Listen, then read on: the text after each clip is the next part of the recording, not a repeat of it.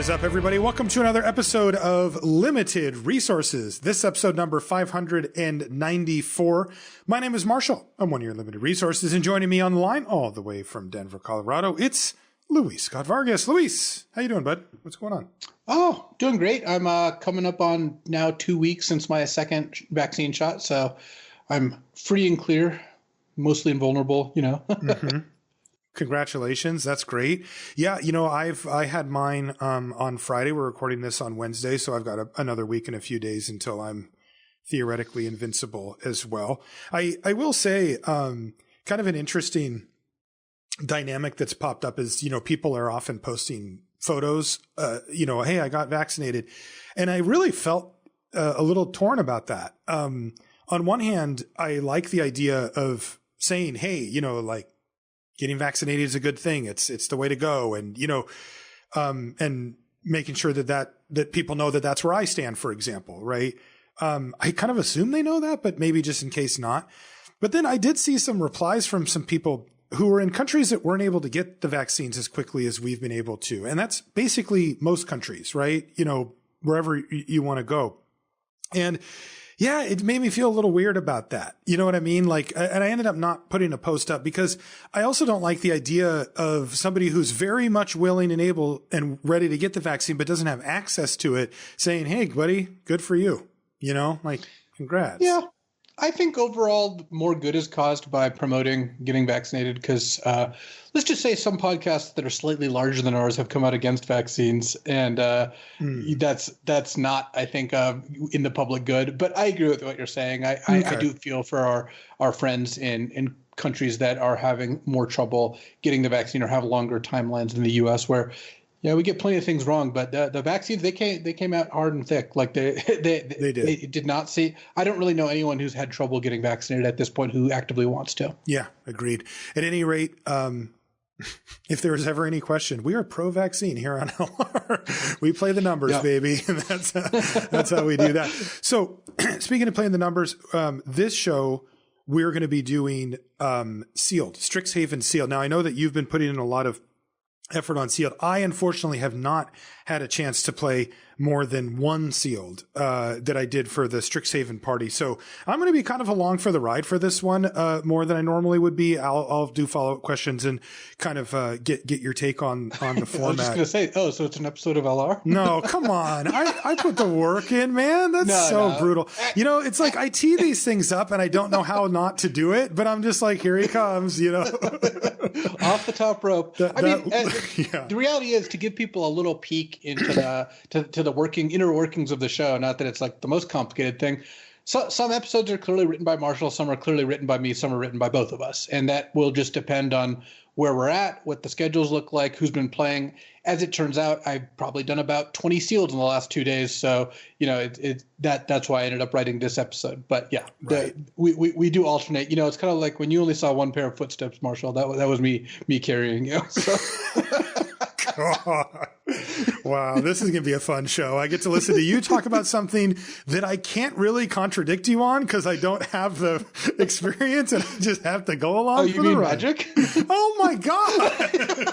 This is so brutal. Wow, this is like the most savage beatdown since when we played against the Lords of Limited on Friday. Yeah, there we go. Let's turn that focus somewhere else. The Eye of Sauron could point in their direction for a while. So we had our what has become routine showdown versus them in the first week or two of the format, where we played a team Strixhaven draft against our friends from Lords of Limited as well as Corticals. Alex, how did it go, Luis? Give us a rundown. Well, give us a complicated step-by-step rundown about when. I mean, I do want to preface this by saying I look forward to the LR LOL showdown. It's becoming its own thing.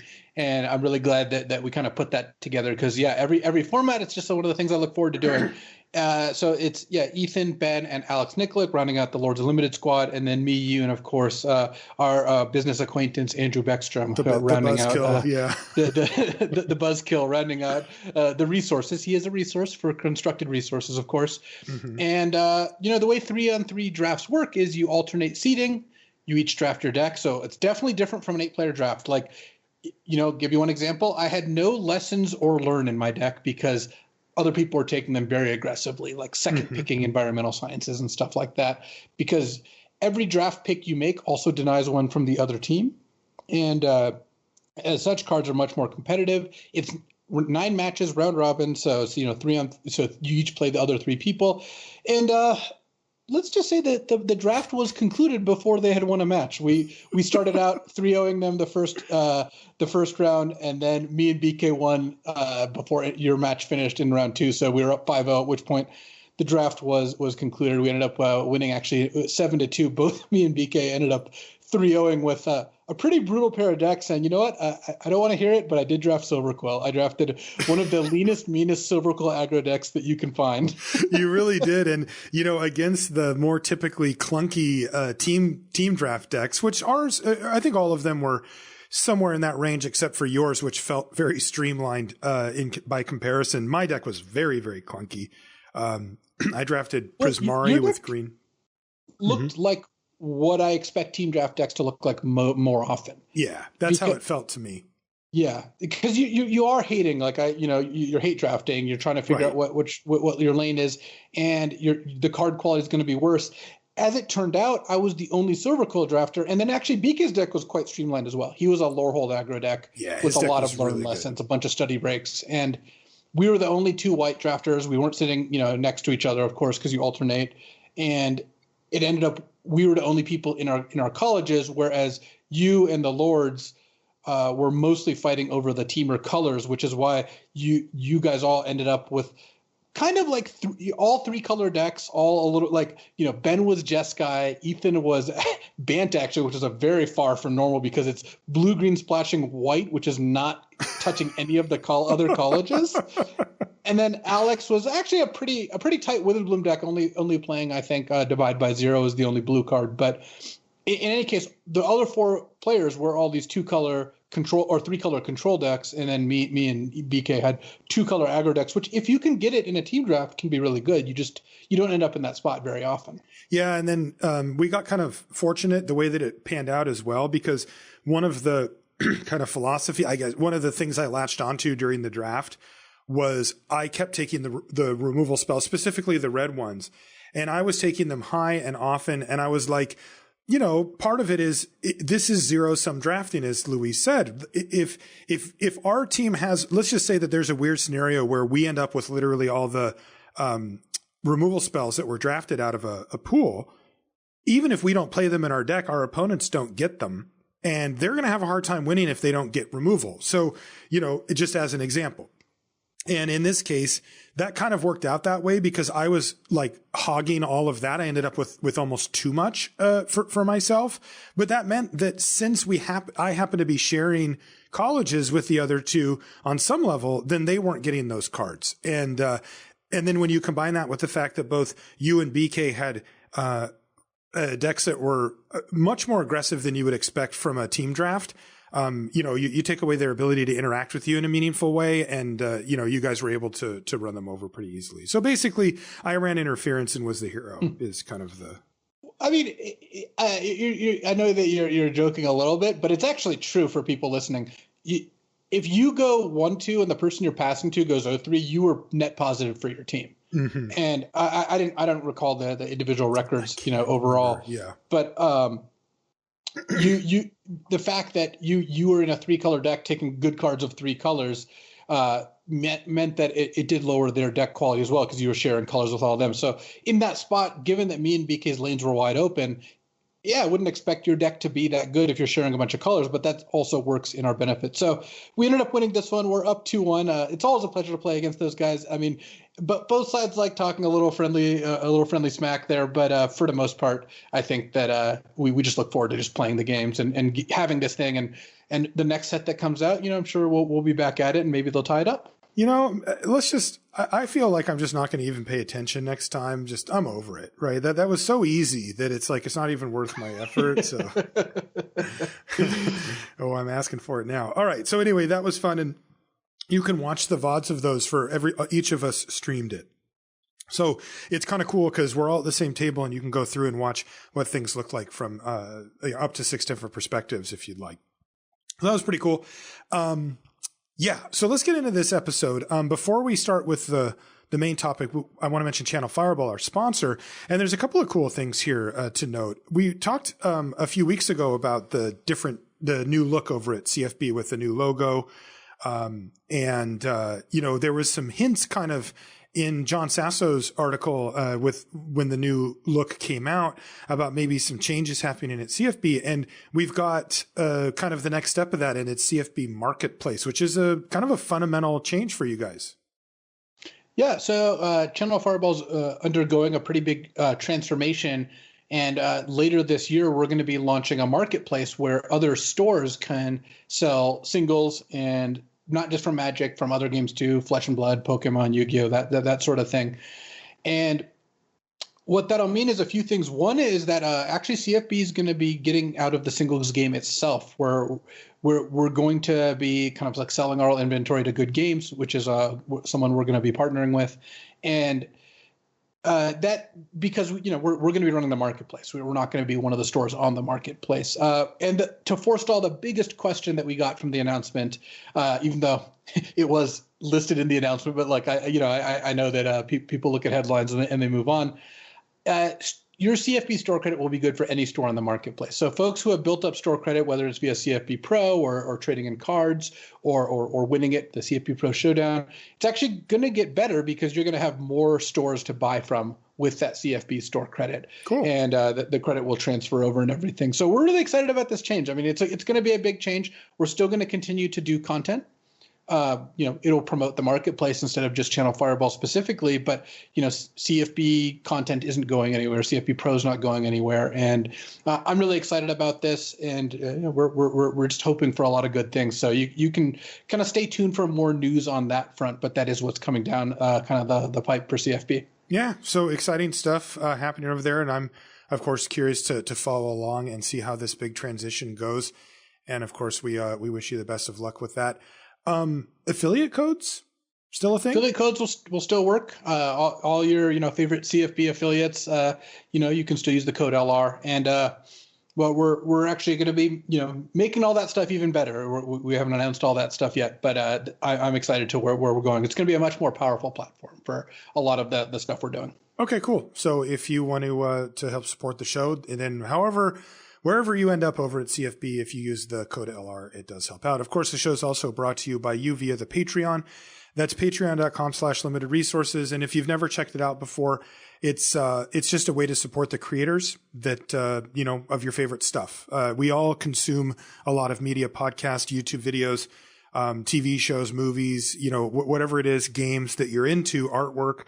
A lot of times if the person's kind of on their own, right, if they're not part of like a big corporation or whatever, they need monetary support. And this is a way that you can thank them. And, one of the really cool things that I think that Patreon has done, and the effect that these type of crowdfunding services have had, is that more cool things get made and for longer as a result.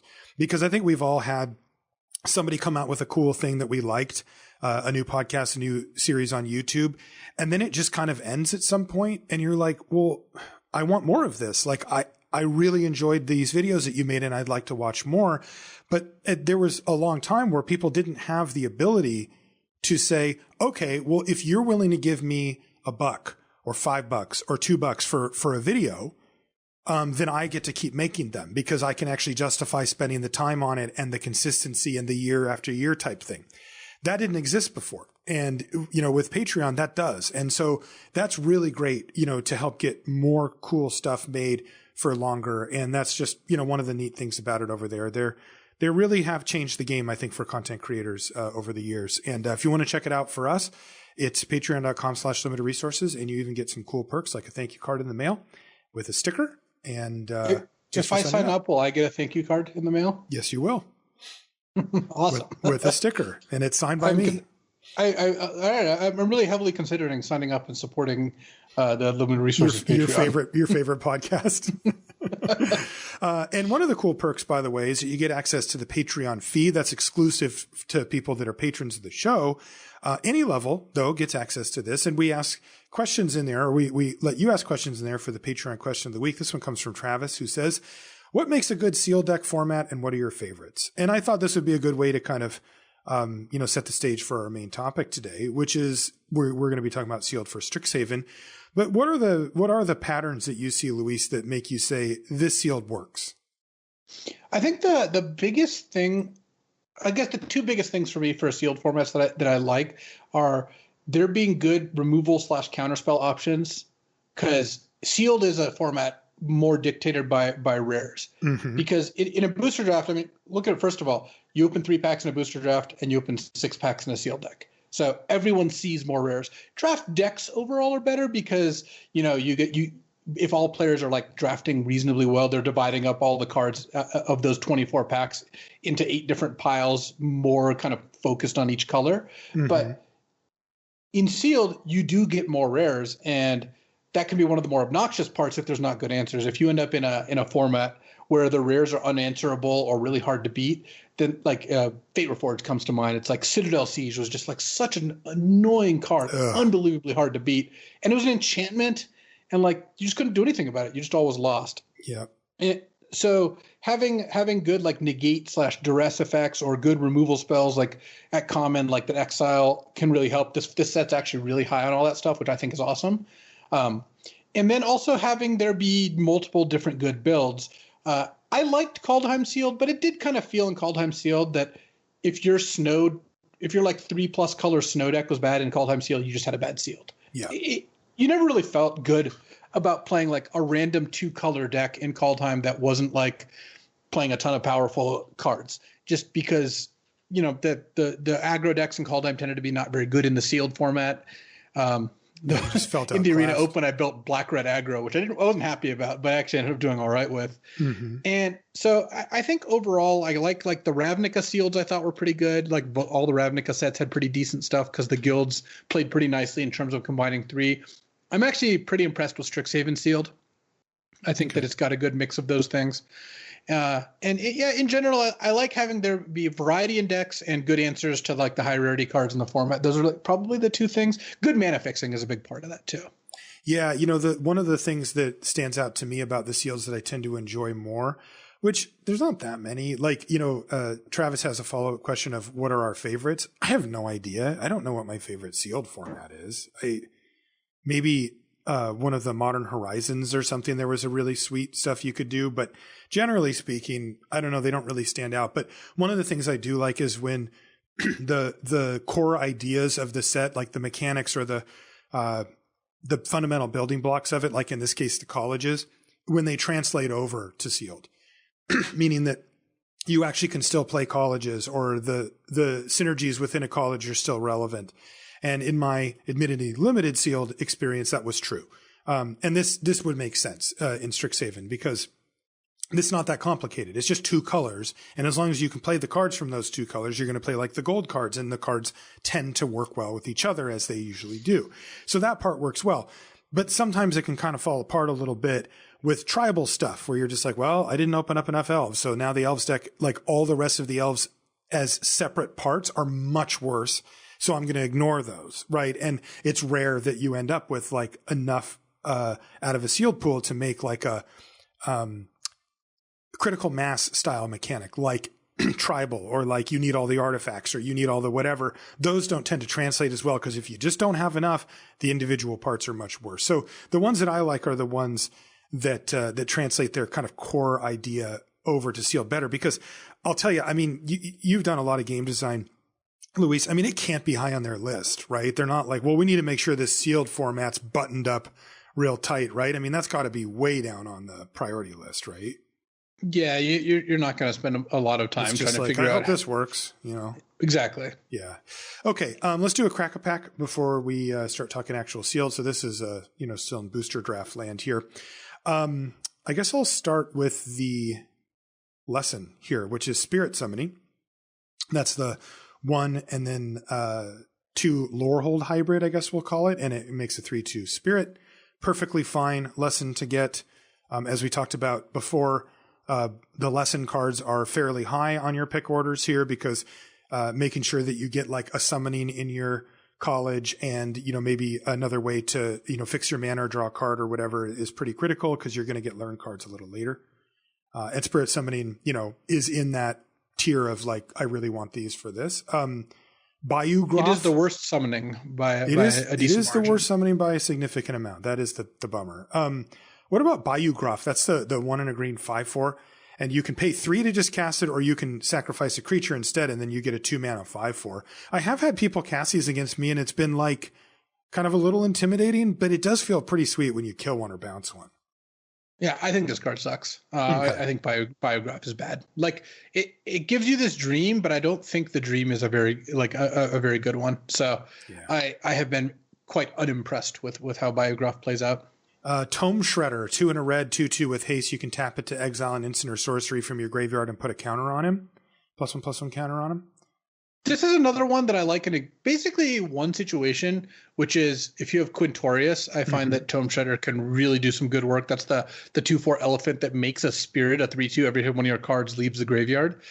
It's also a fine card to play in your like blue-red decks that have a lot of spells, but Tome Shredder is not a card that really works very well in multiples, and overall, it's just a little anemic. Yeah, that's what I found too.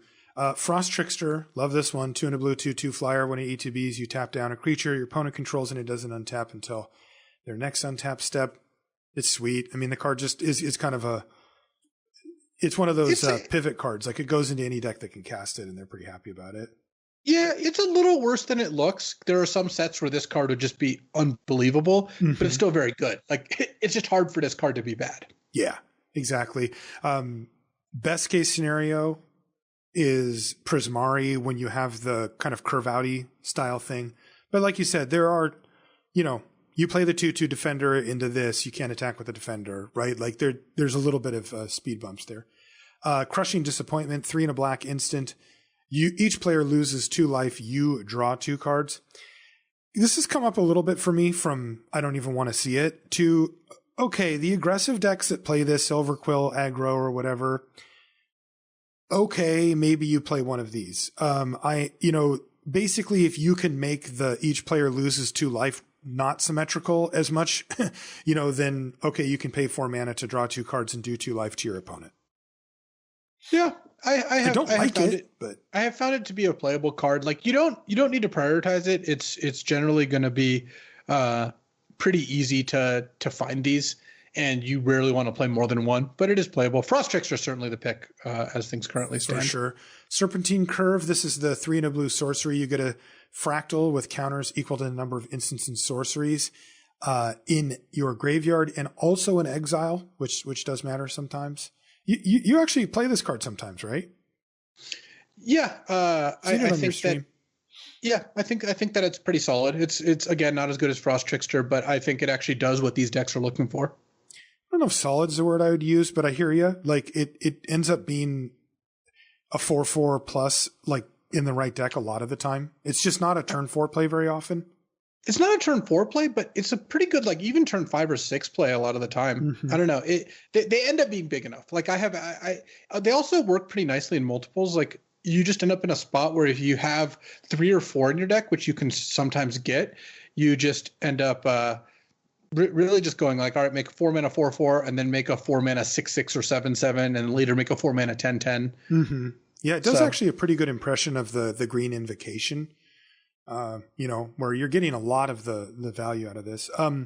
Next is Novice Dissector. This is the 3 and a black 3/3, and you can pay 1 mana and sack another creature to put a +1/+1 counter on target creature at sorcery speed. Yeah, this one has been abysmal when I've played against it. I've never seen it do anything good. Yeah. Sorcery speed just kills it. Really does. Mage Duel. This is the fight spell, the 2 and a green sorcery. And target creature you control gets +1/+2, and then fights creature you don't control, and you can even pay just green for it if you've cast another instant or sorcery this turn. So I like Mage Duel quite a bit. One of the reasons I like it is in the Quandrix decks, they're a little light on interaction, and then they also have a lot of spells where you get to do stuff like play, Eureka Moment, play a forest, Mage Duel off whatever you played earlier, or just play like a Field Trip or something plus a Mage Duel. So it's good in Witherbloom, but I kind of consider this like 70% of a blue-green card. I think you're just leaning towards blue-green with Mage Duel. I actually would take Mage Duel over Frost Trickster. I find that the Mage Duel is more important, but it's really close. You could take either one of these cards. Yeah, and if you are in Quandrix and you're looking for interaction, this is where you want to be. Burying Books, 4 and a blue instant. Oh, yeah. Yeah, put target creature into its owner's library, second from the top, and it even costs 2 less to cast if it targets an attacking creature. Card's sweet. Burying Books is awesome. There's also like tons of tokens, like giant fractals running around. This just kills them. It only costs 3 mana, but it's not just kill an attacking creature. I mean, it's cheaper when you target an attacking creature, but sometimes you can leave mana up, and if they try not to attack into it, you can just cast it for 5 mana on something. Mm-hmm. It's easy to copy with Teach by Example or Rutha.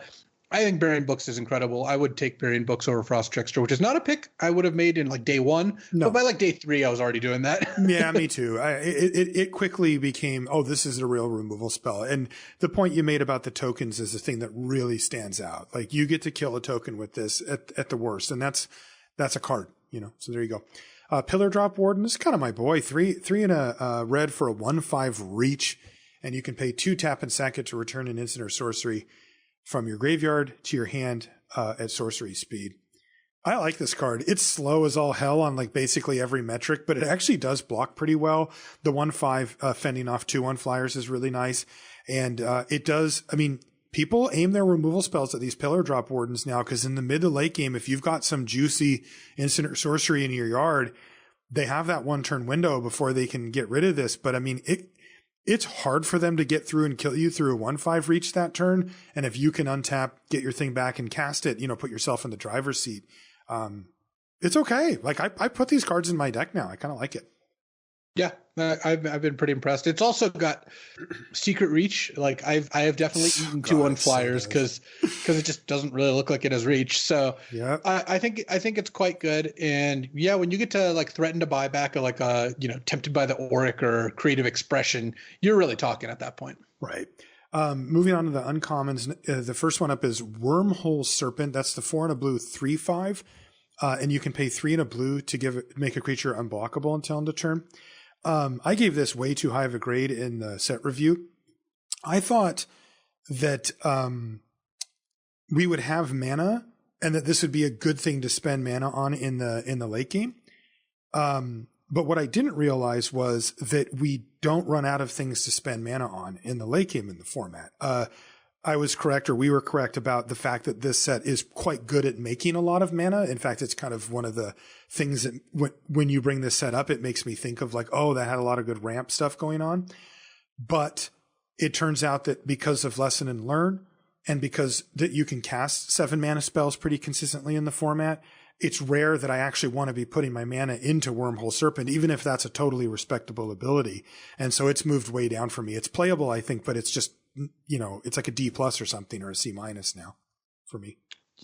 I agree. It's too slow. It doesn't really work. I think that you could put it in your blue-green deck if you want ways to like really finish out the game. But I have overall not thought it was a particularly good card, and most of the times my opponents have played it against me, it hasn't been very good. Yeah, that's where I'm at. I just have better things to do with my mana. Emergent Sequence is our next uncommon. It's the 1 and a green sorcery, and it's a search your library for a basic land card, put it on the battlefield tapped, and then shuffle, and the land becomes a fractal with counters on it equal to the number of lands that enter the battlefield under your control this turn. So usually 2. Yeah, usually this is you're spending 2 to get a 2/2 land. Also, you can get off-color lands or fix your mana because it's any basic. Mm-hmm. I think this card is quite good. I would actually take this over Burying Books. It's a 2-drop accelerant. Sometimes you just play this on turn 2, and then you can on turn 3 play like a 4-drop, like a Quandrix Cultivator, and you're just off to the races at that point. Right, and it does feel bad when they untap and kill your creature, which happens, or your land, which happens quite often. But don't get it twisted. It's still just a 1-for-1. Like you used a card, sure. It didn't take a land out of your hand as a land drop that you weren't going to hit or something. So it does feel bad, but it's not, cards wise, it's not that bad. No, don't realize, like, in Constructed, this card has not really worked, even though people initially, I think some people were like, oh yeah, this is going to be sweet. It's not good in Constructed because people will just kill your land, but in Limited, it's great. It's actually better than just putting a land into play that isn't a creature. Because yes, sometimes they kill it, but more often you just get to use it as an attacker and blocker. So very good card. Silverquill Apprentice is the black-white 2/2 with Magecraft it gets +1/+0 until end of turn. Or yeah, that's target creature gets +1/+0. Target creature, yeah. Yeah. I like Silverquill Apprentice a lot. It's really good in the aggro Silverquill decks. A deck I've traditionally been quite high on. But yeah, I was gonna say you got a lot of these in your collection on Arena, do you? Yeah. But I wouldn't take it over Emergent Sequence, which is a mono-colored card instead of a multicolored card. But Silverquill Apprentice is what you want to be doing with Silverquill. Okay. It works with the 1-mana tricks. It just makes it so it's a lot harder for your opponent to block effectively, and it can work really nicely with Leech Fanatic, having lifelink and stuff like that. Okay. Our rare is the Biblioplex. This is a land that taps for colorless, or you can pay 2 and tap it to look at the top card of your library. If it's an instant or sorcery card, you can reveal it and put it into your hand. If you don't put it in your hand, then it goes into your graveyard, which is kind of interesting. But you can only activate the ability if you have 0 or 7 cards in your hand. Have you had a chance to play the Biblioplex much?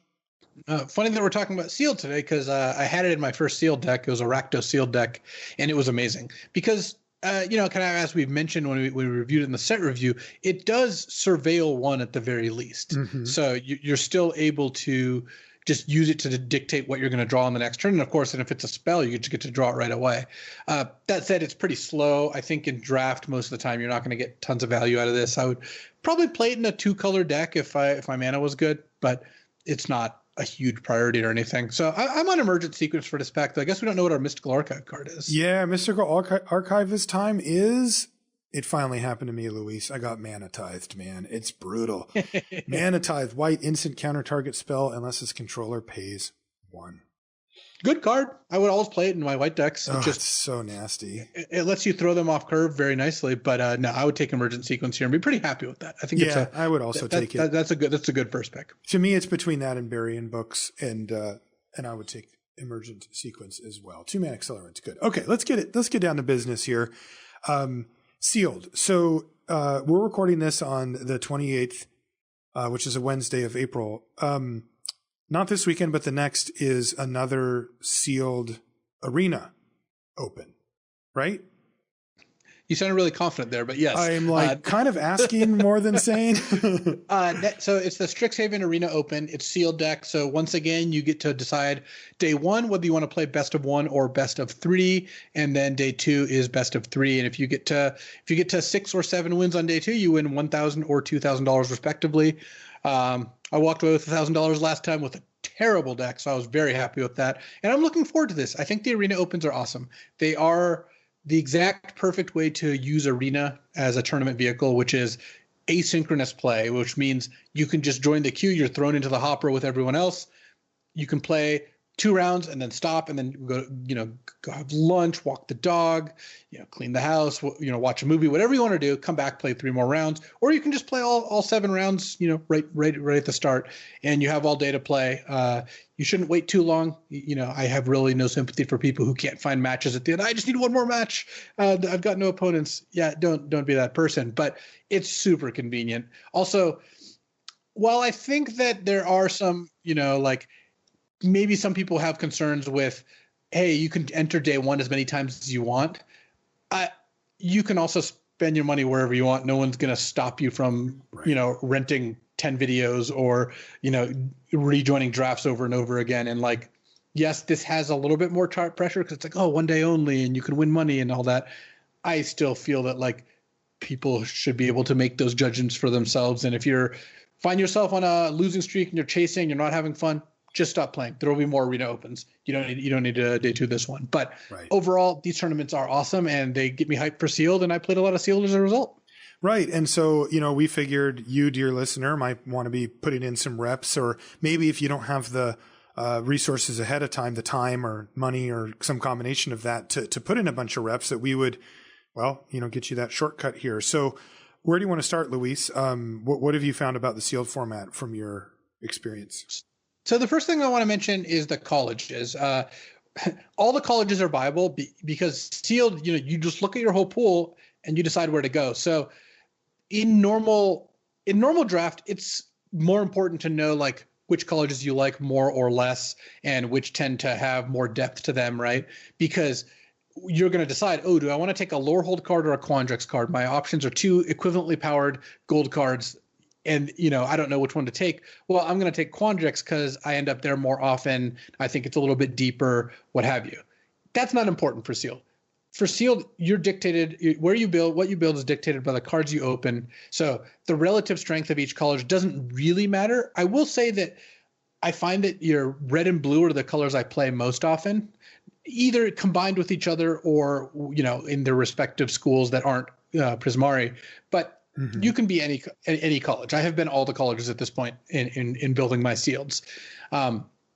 The blue colleges, especially like Quandrix, Quandrix and Prismari both kind of facilitate 3 colors a little better because they have card draw spells. Card draw does help with your splash colors and tend to lean into the control role better, whereas Lorehold and Silverquill play aggressive more often, and those decks don't want to splash less. So I find that like whether it's like Teamer or Jeskai, those are the 2 most often, or some on occasion also Sultai. So this is either playing Prismari and Quandrix smushed together, ideally with a splash, but sometimes just kind of all 3 if you have the right fixing, or playing like Prismari splash white for a couple Lorehold cards like a Lightning Helix or Return Pass Caller, or playing kind of Quandrix splash black for like a Flunk or Baleful Mastery, that sort of thing.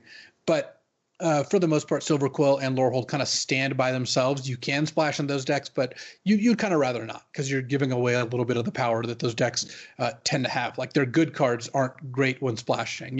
Your Combat Professor deck wants to splash a little bit less than your like Pop Quiz plus Heated Debate deck. Right. So how would you break down again the rough percentage of times splashing versus not? I think that you splash, or at least I have found myself splashing about 40% of the time, which means more often than not, I'm not splashing. And here's the thing.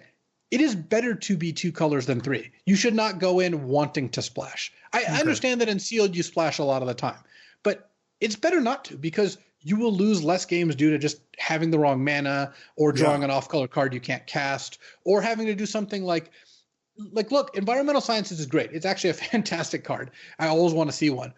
But you'll win more games if you don't have to get Environmental Sciences to fix your mana, and you can just get that Inkling Summoning and just play that instead on turn 3, right? Your Silverquill deck can just play Professor of Symbology, get Inkling Summonings, and just go from there.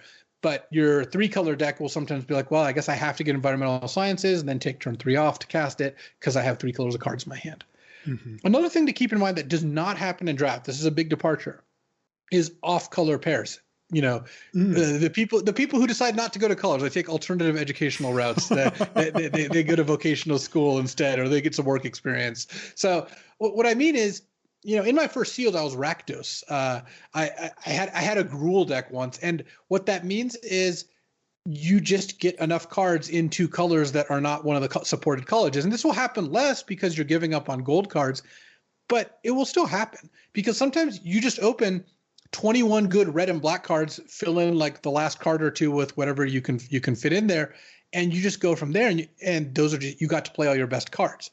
The Rakdos deck I did on stream that some people might have watched just had 3 good black rares, 2 good red rares, and a bunch of good red and black removal. And it's like, yeah, this is fine. And again, I want to kind of reiterate why this is better in Sealed than in draft. In draft, if you first pick a black card and second pick a red card, you're setting yourself up for failure because you're not going to get any gold cards. And you're not going to necessarily have enough playables. There's no incentive to be drafting those colors. In Sealed, you just see your whole pool. You're not costing yourself anything by going into Rakdos if you have the cards for it. So keep an eye out. Remember, hybrid cards work pretty nicely. Like to use the Rakdos example, you can play black-green and black-white hybrid cards, and you can play red-white and red-blue hybrid cards that don't have the opposing color of mana. So you will end up being able to play some amount of cards which you might not think you'd be able to play otherwise. And overall, that's something that will happen. I think that because of the lack of gold cards, you won't end up doing this nearly as often as the supported colleges, but you got to keep an eye out for these because you're going to play this a reasonable percentage of the time. This isn't draft. It's not 0% or draft. Like if you did 100 drafts, you should probably be an off-college 2-color combination, like 1 or 2 of those drafts. Yeah, it's very, very small. What would you guess though for the Sealeds? For Sealed, like it's not 20%, right? Well, no. There's the 5 colleges that probably end up.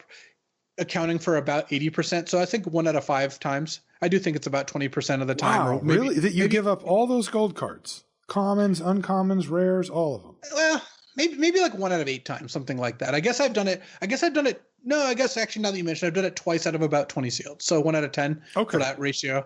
Okay. But it is something that you should definitely keep in mind because it will come up sometimes. Okay.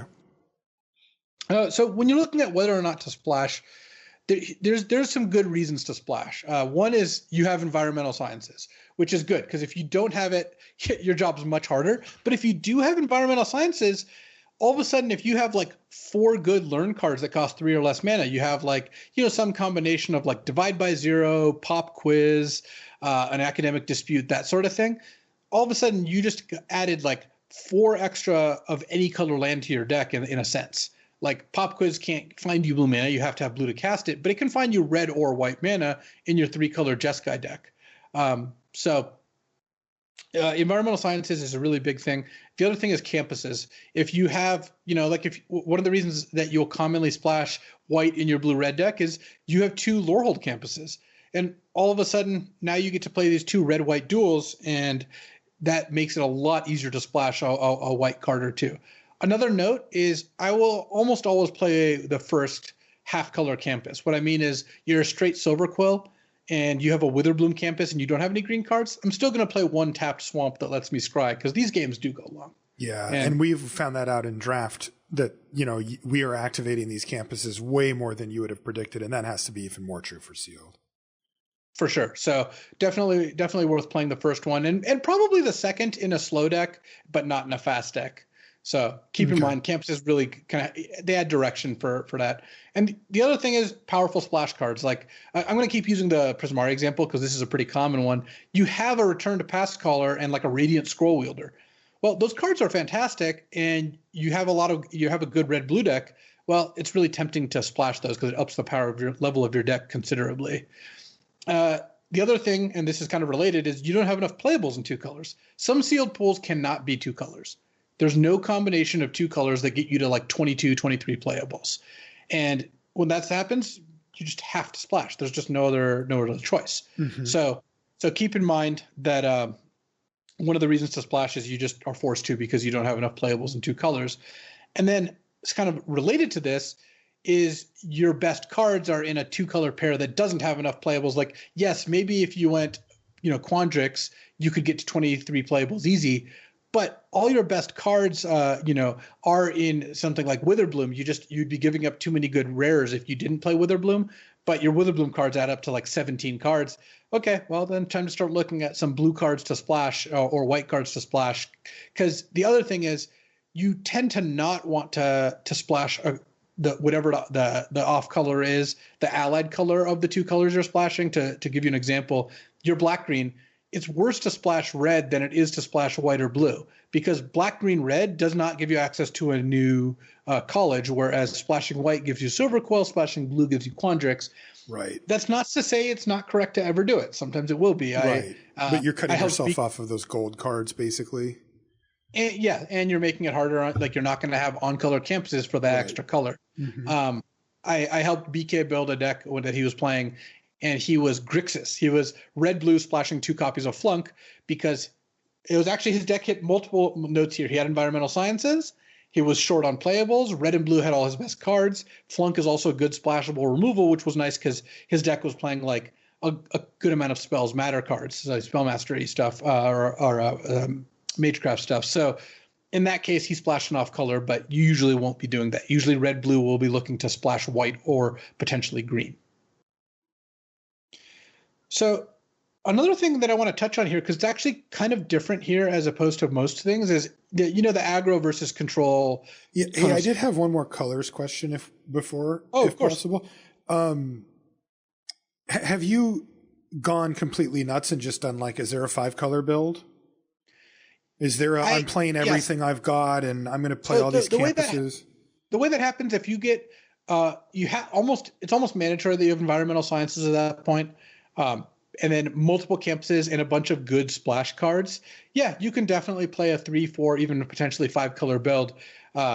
I don't think that's going to be super often, but again, it's a good tool to have in your arsenal, and hopefully you run into a sealed deck that kind of gives you the tools to put that together, because that can definitely happen. And so it exists, but it's not really what the format's about. I don't think that's very common, but yes, it does exist. I was watching Sam Party build a deck like that, and Letter of Acceptance is good in that deck. That's the mana rock that happens for any color, and you can sack it to draw a card. So that one's reasonable. But for the most part, you're going to be 2 or 3 colors, 2 and a splash, or 2 colors are the 2 most common things. But yeah, you can definitely go dip into a 4th color if you have the right tools there. Okay. And before I interrupted, you were talking about this kind of aggro control spectrum that we normally deal with. So normally one of the things we talk about when it comes to sealed is that aggro decks don't work out as well as in draft. And that is true, right? Because you have access to fewer 2-drops. Combat tricks tend not to be great when a lot of people have tons of removal and all that, and splashing happens. So this is actually one of the sets where I think aggro is not as bad as it traditionally is in sealed. And it's really important to keep a note of that, because you got to make sure you're building the right deck. And there's a couple reasons why I think that works out. One is that Silverquill and Lorehold are decks that are colleges that can actually, like, their themes support aggro decks. And there's also just lots of 2-drops. Like, there's just a surprising amount of 2-drops. I've had both a Lorehold and a Silverquill aggro deck that actually had 2 Silverquill aggro decks, and they both just had a substantial amount of 2-drops where I had 6 to 8 2-drops in both decks. That's enough to build an aggro deck. Mm-hmm. The other thing is the combat tricks in this set rock. Like Guiding Voice, I guess that's not technically a trick. That's the 1-mana sorcery learn +1/+1 counter. Close enough. Like that card is just good. Mm-hmm. And Professor's Warning is good. And you end up in a spot where you're able to actually put together a legit aggro deck. The removal in the set is good, but the combat tricks fight it pretty nicely. Like, you've got good ways to protect your creatures and good ways to pump them up. And these 2 colleges are aggressively slanted enough that I have found them to present viable aggro decks for the format. So don't overlook aggro as much as you normally would in sealed. Normally in sealed, we recommend you don't play aggro. I actually think it's definitely viable in this format. And it's actually nice because that means that you get to punish the people who are like, yeah, I'm going to play all the explosive welcomes and splash Leyland Invocations and play my 3-color deck that's just full of 8-drops.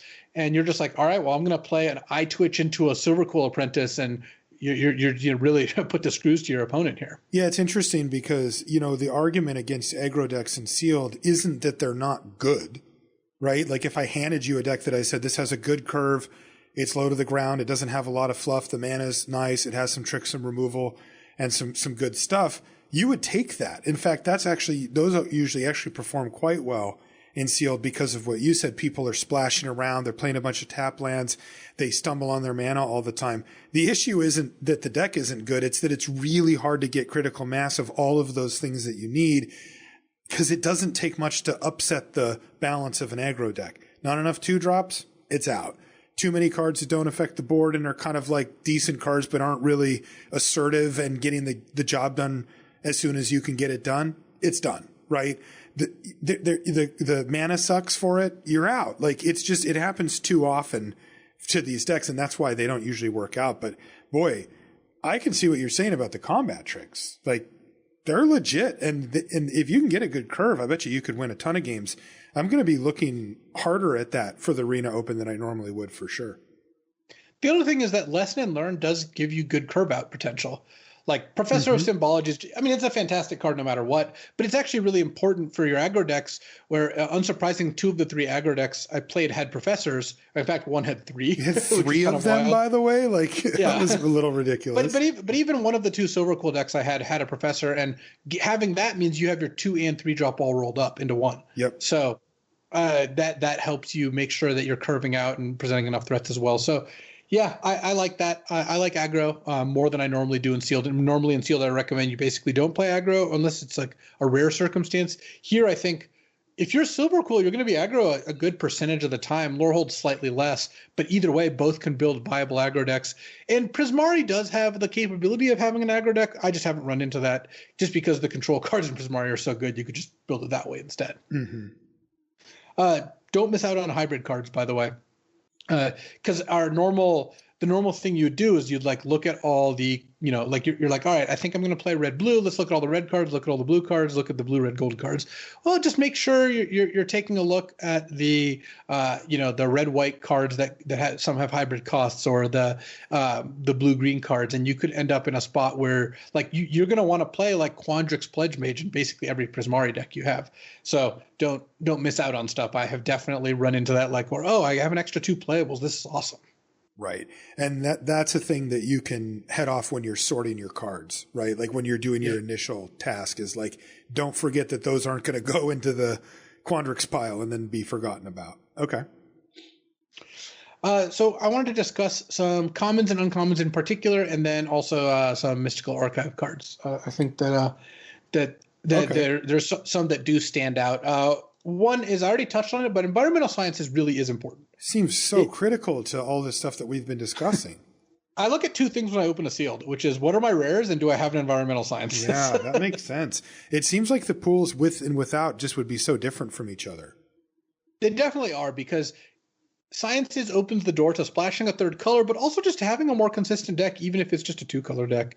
Like, you still just want to be in a spot where your learn cards, all of a sudden it's like, I'm playing Witherbloom, and now my hunt for specimens and cram session, which I was going to play, now fix my mana. And so really important to have this. You obviously don't have a choice of whether to have it or not, but it's an important component of your sealed deck, and one that you should very heavily value having. The other thing is, when you play a 3-color deck, if you have 2 copies of this, you frequently want to put 1 in your sideboard and 1 in your main deck, because you're not usually going to need a lesson for 2 of them, and having another 3-color land to draw in your deck is fine, for the same reason that Archway Commons or Archway Commons is a fine land to play in a 3-color deck, though I would tend to avoid it in a 2-color deck.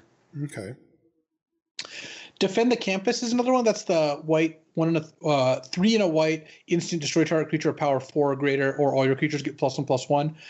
It's just a fine card. People almost always have access to some big fractals and whatnot in sealed. So, there's more Elder Dragons lurking around, that sort of thing. So Defend the Campus was a playable already, but it's a card I actively put in my deck in sealed. I don't think I've left this one on the sideboard yet. So first one of those you're going to play no matter what. You're going to assume you're going to find targets for the removal side of it, and then situationally you'll use the +1/+1 where it makes sense. Yeah. Okay. Solve the Equation is an interesting one. This is 2 and a blue.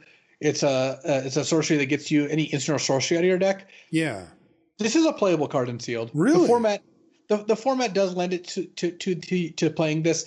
I would not play this unless I had some good cards to get. Like, if I had a multiple choice in my deck, I'm basically always going to play Solve the Equation. Okay. Because being able to pull a really impactful card, a Draconic Intervention or something, is very strong. Again, in sealed, you are tending to build more towards power than you are in draft, just because the decks just have higher high end, and having Solved the Equation can really help. Okay, and it also benefits the decks that can make a bunch of mana.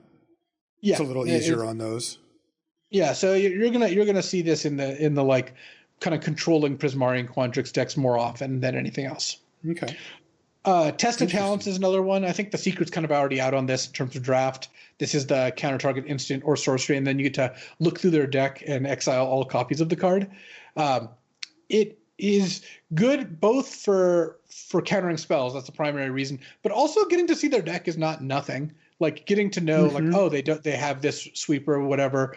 Don't spend too much time on it, because the goal isn't to you have the rope going while this is happening, but it is good to know what you could be facing, and also just it's a good counter. Plus, it counters the best card in the format, Mascot Exhibition. Yeah. So if they play, they're like, all right, turn 3 field trip, get Mascot Exhibition. You can actually kind of rope it up them really nicely with Test of Talents, because they're going to cast it when they hit 7 mana, and you also don't need to leave up Test until 7. So it's not like you're constantly representing this counterspell. You just happen on turn 7 to play a 5-drop. That's just what your hand has, and then they play that, and you're just like, bam. Yeah. How good is this against summon fractals, stuff like that? Does it do anything there?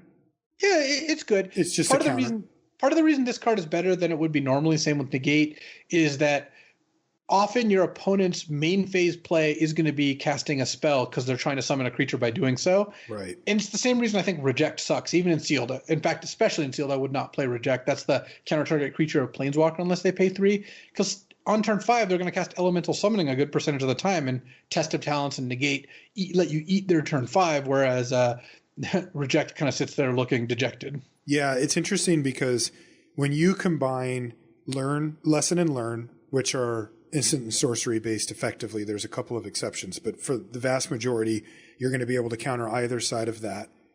And then also the fact that one of the 5 colleges, Prismari, is heavily into a very expensive payoff instants and sorceries. This really pushed Test of Talents up the list pretty strong. I know that Ethan, Lord Tupperware, wrecked me with that card in our showdown. Yeah. Crushing Disappointment and Spectre of the Fens are 2 black cards which go up in value. So the Disappointment's the 4-mana draw 2, where each player loses 2 life, and you're just going to play this card. I have yet to leave this in the sideboard of my block decks. Okay.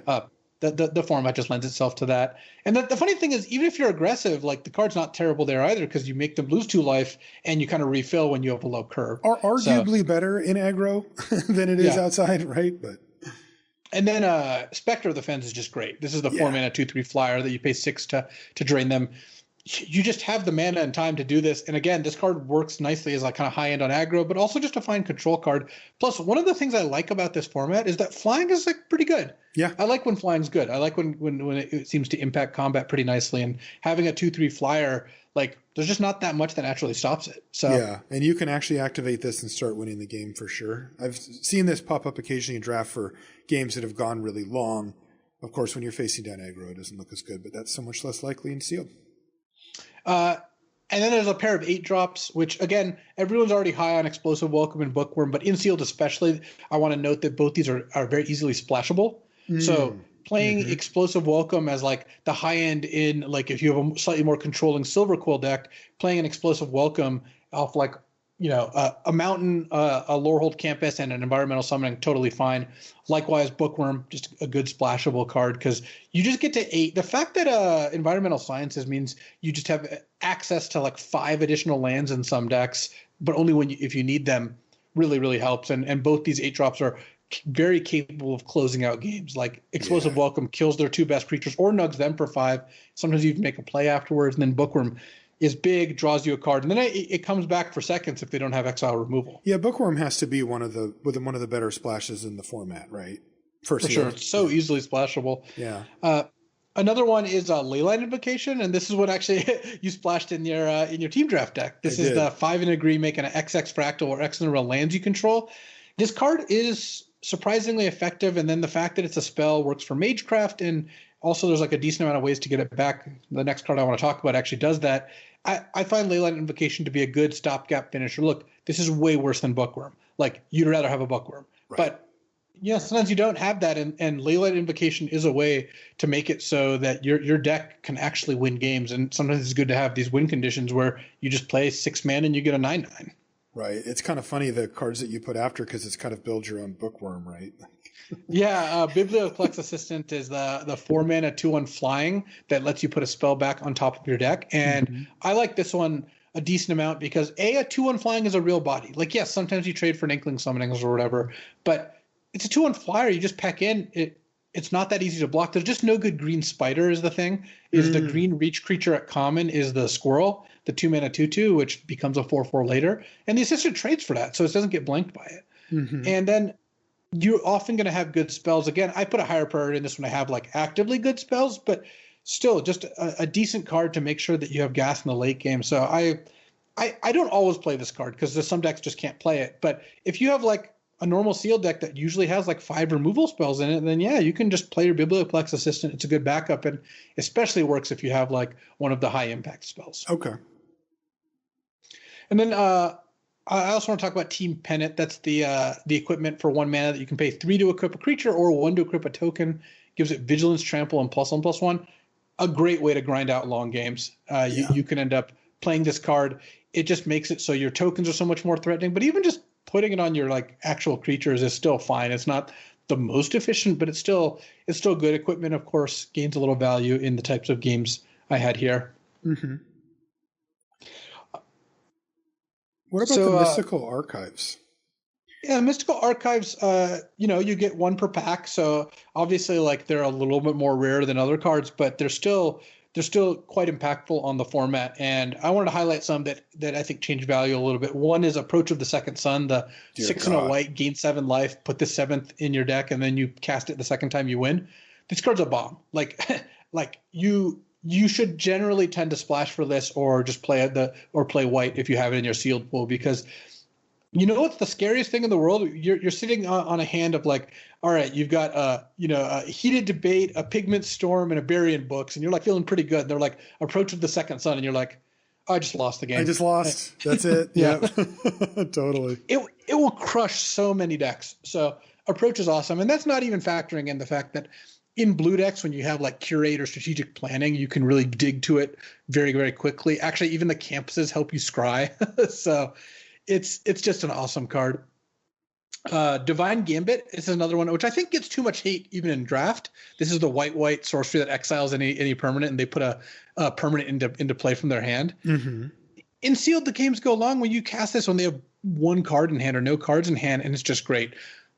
I will say though, I cast this on a Relic Sloth, and my opponent put Velomachus Lorehold into play, and then attacked and hit a Pigment Storm. So like that wasn't great for me. I did win that game, by the way. That's great. But yes, I think Divine Gambit, I would always play it if I was a white deck. Like the only circumstance where I can consider not playing it is if you were really, really aggressive, because aggro decks can't afford. You can't cast this on turn 4. Like You're aiming to cast this on like turn 7+, and if you're trying to do a good job ending the game by then it gets a little awkward. But I think that Divine Gambit is a card I would always play based on that. So I'm happy with the card and would recommend playing it. Negate and Duress and Agonizing Remorse are the last Mystical Archive cards I want to play it, because you end up having the spots where a counterspell or a discard spell are good very often in Sealed. And especially with Lessons, Duress and Agonizing Remorse are very easy to set up, because they cast their learn card, put their lesson into hand, and then you're like, all right, Duress your lesson. So it's not, I mean, again, you're getting 2 for 1 there, but like Duress just has so many applications in the format that I'm happy to play the card. So yeah, it is funny how many of these are good against Approach as well, right? It's like Approach Second Sun, and then you mentioned Divine Gambit, then it's like Negate, Duress, Agonizing Remorse, like deal with this approach. And again, not that you should be building your deck to beat, one of the Mystical Archive cards, but it's not a coincidence, Yeah, and then again, I did want to mention that Mascot Exhibition is just the best card in the entire format. So there's no real action item there, because if you open it, you're always going to have it available to you, and it's colorless, so it's in every single deck. But wow, that card is just unbelievable. One thing I did want to bring up was with regards to environmental sciences, which we've talked about a lot. You said if you have 3 or 4 learn cards, what if you don't? What if you have 1 or 2? Like, do you play it or? Yeah, I have never run into a deck that would main deck it rather than leave it in the sideboard. Okay, so you just get enough learn cards kind of naturally. It's hard not to, because there's just enough common cycles of them that you end up in this spot. Overall, I think the Sealed format's good. Again, I've done about 20 Sealeds, and I've also helped some other friends build or watch them build some other Sealeds. And I think I played every combination of colors and not in too slanted of proportions. I do think blue and red again tend to be pretty good, just because like they have cards that lend themselves nicely to how these Sealed formats play out. Yeah, especially cards. Blue. But it's still there's a lot more diversity here than in Kaldheim. Kaldheim, again, it just kind of felt like all the snow decks were so similar.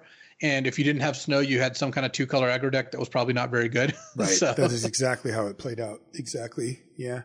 Okay. Well, this seems cool. I'm definitely looking forward to using all this information to start practicing for the thing. I'll probably this week I've still got some stuff going on, but next week leading up, I'll start jamming those. And I'm kind of looking forward to it. I going back to what you said about the Arena Opens a little while ago. Yeah, this is the use case for Arena, right? For competitive players like us. I mean, obviously there's more things that we want, like doing this, but with drafts and that kind of stuff. But I mean, but a larger scale, a mid-scale, big tournament that has real prizes that's confined to the weekend, but that requires, a good amount of play. And, as you mentioned before, yes, there are a percentage of people that having unlimited entries can be not a good thing for them.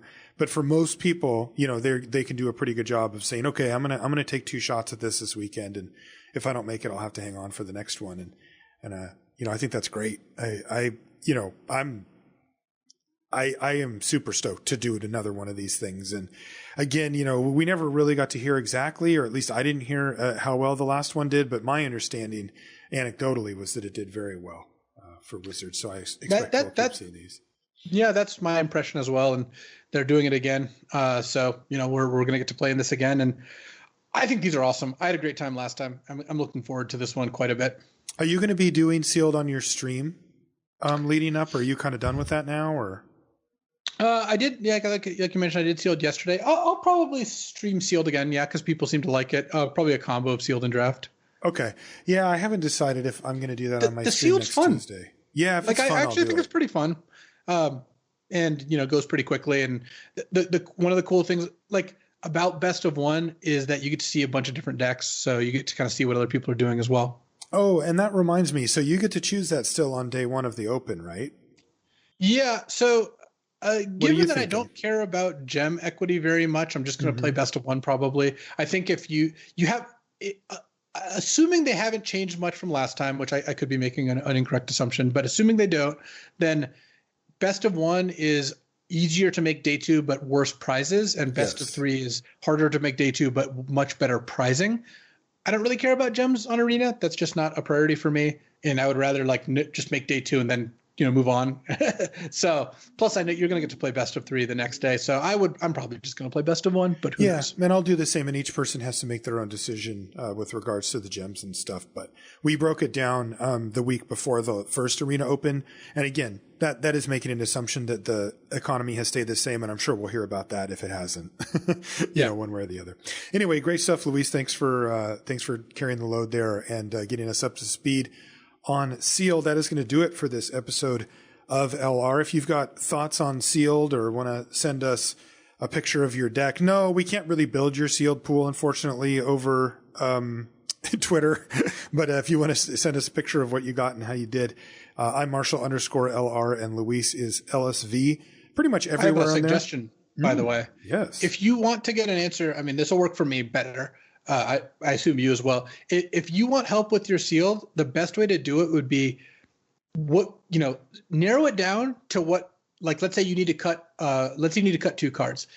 Pick your bottom 5 cards and just tweet at us the bottom 5, like maybe the pool, but also definitely in its own picture, the bottom 5 cards. Hey, which 2 of these 3 would you cut? Yes. Because that's something I can answer. I will not look at an entire Sealed pool and tell you how to build it on Twitter, because that's or even just looking and saying, hey, what would you cut out of this 42 card deck? It's just hard to do that on Twitter, but it's not that hard to look at 5 cards and say, what do you think the 2 weakest are? Yeah. Get it narrowed down, and then you're much more likely to get an answer. Because if somebody says, I need to cut 5 cards from this, I'm like, I can't do it. Yeah. Right. Yeah. The more specific you can ask, the better. Yeah. And that's just a good tip for interacting with anybody really on social that you're asking stuff for. If you want to find out more about the podcast itself, lrcast.com is a place to go. All the episodes of the show are there. As well as links on the front page to all of the stuff that we do. I mentioned our streams. I stream every Tuesday. Louis streams whenever I do, plus some other days of the week. And our links are directly on the front page there for all of that.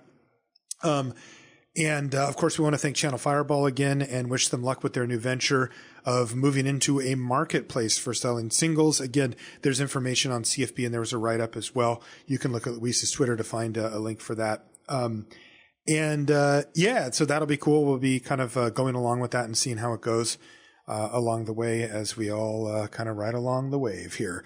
That's it. That's going to do it for this episode. We'll see you next week. All right. So I had the story I mentioned to you when we were getting ready for the show. This is an object lesson on being results oriented with the backdrop of a Pro Tour Top 8 match. Ooh. All right. So the first modern Pro Tour was Pro Tour Philadelphia in 2011, a decade ago. Not going to say how old that makes all of us, but this is when Modern first came out. And for those who kind of don't know how Pro Tours kind of tended to work, is you'd make top 8, hooray! You'd sit around and fill out the like top 8 questionnaire so they could put up your player profile. Meanwhile, your whole team is just ravenous and just like, oh, how long is this going to take? You're itching to go. You finally get to go. You and your whole team go for a celebratory dinner as the lucky top 8er. You get to pay for dinner. That's kind of how it works. Mm-hmm. If you're really lucky, the real misers are the ones who, when multiple people in the team make top 8, because then the cost is split up amongst those 3. That's nice. But then it gets to the important part of the evening, which is testing for your first matchup. And you know who your quarterfinals opponent would be. You have the whole bracket. So you know who you're going to face first. And then you know which decks you would face of 2. And mostly what happens is you spend a decent amount of time on your first matchup, but unless one of the other 2 decks that you could face is one that's particularly interesting or you need to know information of, you don't usually spend too much time testing that, and you don't really worry about the other side of the bracket. There's just too many decks. But what will also often happen is teammates of the person who made top 8 will test into the night, where the person who made top 8 just goes to bed because they need to sleep. The call times usually like 8 a.m. on the next day. As you well know, Marshall, you have to be there at 7:30 some of those days. I do. Yep. And you're often not in your own time zone. Yeah, exactly. And then, to be fair, it's not the TO's fault that it takes 90 minutes of makeup to get Marshall camera ready, but we're neither here nor there. I just went through that before we got on live here, man. Come on. Yeah, exactly. So what will happen is, and I've had this experience, and this is also definitely one of the privileges of having a good team. And, it is awesome. You go to bed, you wake up, and your teammates posted in your team forum, or someone will come to breakfast with you and be like, hey, we played this matchup last night. Here's kind of how it went. Here's how we think we're going to sideboard, or here's what we think is important. So Josh Utter-Layton makes top 8 of the Pro Tour playing. Catfish is the deck, is what we called it. It was kind of a 4-color zoo deck. This is like Wild Nakata, Green Sun Zenith, Noble Hierarch, Tarmogoyf. Didn't have Geist. It had Knight of the Reliquary. That was R3. Mm-hmm. But it basically had a bunch of cheap white and green creatures. It was playing red to make Nakatos 3/3 and for Lightning Bolt, because that card's awesome. And then it was splashing blue, and this was like the big innovation for counterspells. We had a Unified Will, which counters a spell if you have more creatures in play, negate, that sort of thing. Bant Charm, actually, because it was a removal spell / counter spell. He made top 8 with this. A bunch of other teammates did well. And he was playing against Sam Black, who was playing Infect. And this was the Infect deck that got Blazing Shoal banned. This was the deck that had Bladed Agent and Inkmoth Nexus, and then Blazing Shoal's red X, give a creature +X+O, but you could pitch a red card, and the casting cost of that card is the X. So you can play it for free, and if you pitch something like Dragonstorm or Progenitus, which is what he had in his deck, he would give one of his Infect creatures +9+O or +10+O, at which point that was lethal. Mm-hmm. So it was kind of a 3-card combo of Infect creature, Blazing Shoal, and then like huge red card to pitch. And the deck was savage. It was like a mono blue combo deck that had 8 unblockable or flying creatures, hard to block creatures, 4 shoals, and then a bunch of like ponders and peer through depths, that sort of stuff. So you would think this is a really important deck to win the die roll, because Sam's clock was much faster than Raptor's. And so Raptor's game plan was to get a creature or 2 creatures, if he was lucky, into play, and then leave up Lightning Bolt, Path to Exile, and negate effects. Mm-hmm. And the problem is Sam's deck can threaten such a fast kill that if Sam plays turn 2 Bladed Agent and Josh didn't have, say, a turn on Noble Hierarch, he can't really tap out on turn 2 because Sam could just kill him. Which means he has to wait a turn, in which case Sam doesn't have to go for it necessarily. And then on turn 3, maybe Josh gets to play like a Raptor gets to play a Wild Nakata and leave up a kill spell. Because Sam also had like Pact of Negation. He had some protection too. Mm-hmm. So you needed multiple things up. Well, they shall remain nameless, but 2 of Sam's teammates tested a bunch of games, and they found that Sam won more games on the draw. So you know what they did? They recommended that Sam choose to draw first. What? Because they said, well, you need to make sure you have your combo, you have more cards. We were winning more games on the draw. We think this is good. Whoa. So they thought it was a matter of raw resources rather than time. That's crazy. And then Sam believed them. He chose to draw first. Which you're supposed to do, right? You're supposed to listen to your teammates, right? Well, not if they're saying things that are not true. So some of the responsibilities on Sam. He gets to make this judgment. He gets to be. He's ultimately the person who gets to decide, I'm going to go first or I'm going to go second and play the games out. Sure. some of the responsibilities on his teammates for playing whatever many set of games. I don't know exactly how many, and coming to this conclusion. I believe this is the worst matchup to choose to draw first in of any matchup I can basically ever think of, excluding like vintage Chalice of the Void decks or something. It's one of the just biggest errors I've ever seen, and wow, that's incredible. Still don't really fully understand how he got there. But you know what? I'm very happy about it because Josh Utterlayden, Raptor, he won his quarters match. He actually made the finals of the PT before losing to Splinter Twin, and yeah. Small sample sizes, they're a killer, even for people who are very good at figuring things out. I will not concede this point. I think this is just I think choosing to draw there is just beyond terrible. To put it well, not put it mildly, just put it exactly how it is. So, but yeah. Wow. Okay.